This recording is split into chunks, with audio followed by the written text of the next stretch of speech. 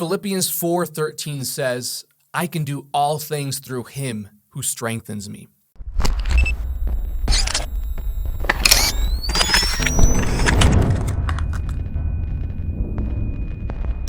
This verse is very commonly quoted and or used as a motivational message or self-encouragement verse. In fact, it is used on t-shirts, pictures, caps, keychains, mugs, and many other items. But this verse is not really talking about our goals or our achievements. It's not talking about lifting weights at the gym or winning the championship of our favorite sport.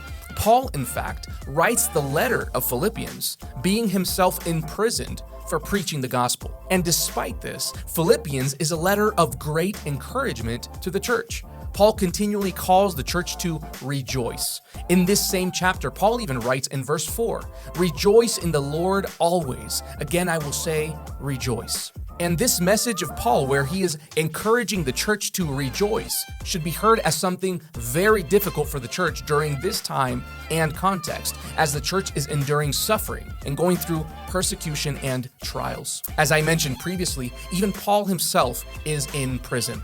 So with this in mind, Paul, one verse before verse 13 says, I know how to be brought low, and I know how to abound.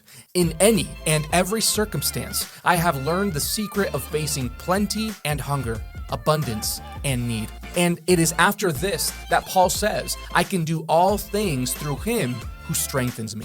Paul is talking about contentment. He is talking about how we can be strengthened and encouraged so that in Christ, regardless of the situation in which we find ourselves, whether that be poverty, hardship, or even imprisonment, we can rejoice.